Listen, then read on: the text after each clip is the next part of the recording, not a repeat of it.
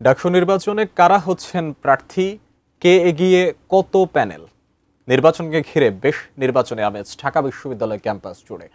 ছাত্র সংগঠনগুলো এরই মধ্যে চালাচ্ছে ইশতেহার তৈরির কাজ। তবে শেষ পর্যন্ত আস্থার জায়গা কে বা কারা ধরে রাখে তার উত্তর মিলতে অপেক্ষা করতে হবে ডাকসু নির্বাচনের দিন পর্যন্তই। ৬ বছর পর এমন এক সময় ঢাকা বিশ্ববিদ্যালয় কেন্দ্রীয় ছাত্র সংসদ নির্বাচন ও হল সংসদ নির্বাচন হতে যাচ্ছে, যার ১ বছর আগেই ঘটে গেছে গণ অভ্যুত্থান।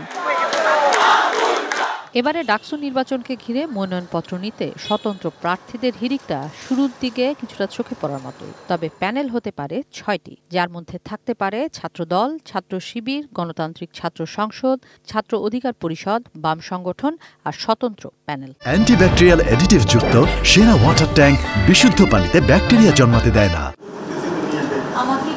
ডাকসু নির্বাচনের মধ্য দিয়ে এবার নির্ধারণ হতে পারে কি হবে বিশ্ববিদ্যালয়ের রূপরেখা, কেমন হতে পারে প্যানেল, তার আভাসও দিচ্ছেন সম্ভাব্য প্রার্থীরা।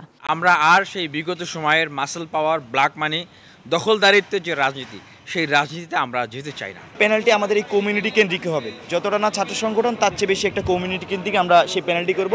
ঢাকা বিশ্ববিদ্যালয়ের নানা মতের নানা অ্যাক্টিভিস্ট আছেন, তাদেরকে কানেক্ট করে আমরা আমাদের সেই প্যানেলটি করব। আব্দুল কাদেরকে আমাদের পক্ষ থেকে আমরা ভিপি হিসেবে চিন্তা করছি, যারা আসলে সবার হতে পারবেন, সার্বজনীন লিডার হতে পারবেন, সে ধরনের একটা লিডারশিপ আমরা বিশ্বাস করি বের হয়ে আসবে। আমি ব্যক্তিগতভাবে সাধারণ সম্পাদক পদে চিন্তা ভাবনা করছি এবং আমরা চিন্তা করছি যারা স্বতন্ত্র যারা প্রার্থী রয়েছে, অন্যান্য প্রার্থী যারা এবং যারা একই চিন্তা করেন আসলে তাদেরকে নিয়ে একটা প্যানেল করার চিন্তা ভাবনা আমাদের রয়েছে। শিক্ষাকে রাষ্ট্র গুরুত্ব না দিলে শিক্ষার্থীদের স্বপ্ন দেখার সুযোগ কম হয়। তার এক অনন্য দৃষ্টান্ত শতবর্ষ পুরনো প্রাচ্যের অক্সফোর্ড খ্যাত বিদ্যাপীঠ ঢাকা বিশ্ববিদ্যালয়। তাই ভোটের মাঠে প্রতিদ্বন্দ্বিতায় নামা প্রার্থীদের ইশতেহারে মৌলিক চাহিদা পূরণে প্রতিশ্রুতি যেমন আছে, তেমনি লেজুর বৃত্তি রাজনীতি থেকে বেরিয়ে গণমানুষের স্বার্থ নিয়ে কাজ করার কথাও বলছেন তারা।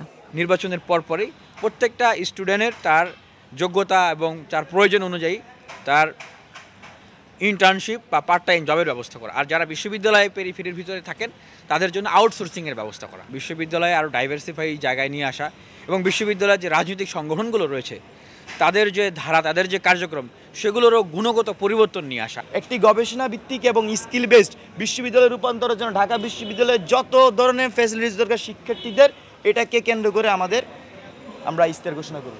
আমরা মৌলিক জায়গাগুলো নিয়ে কাজ করতেছি। আমরা চাই বিশ্ববিদ্যালয় যাতে একটা সমৃদ্ধ বাজেট হবে, বিশ্ববিদ্যালয়ের স্বতন্ত্র একটা প্রতিষ্ঠান হিসেবে একে কমপ্লিট অটোনমি যাকে বলা হয়, যেটা চূড়ান্ত অটোনমি এবং অ্যাকচুয়াল অটোনমি, সেটি বিশ্ববিদ্যালয় ধারণ করতে পারবে। বিশ্ববিদ্যালয়ের শিক্ষার্থীরা একটি শিক্ষার পরিবেশ পাবে, একটি গবেষণার পরিবেশ পাবে, তাদের মত প্রকাশের পরিবেশ পাবে, তাদের গণতান্ত্রিক চর্চার একটি সুষ্ঠু পরিবেশ পাবে। কিশোর জাহান, এটিএন নিউজ, ঢাকা।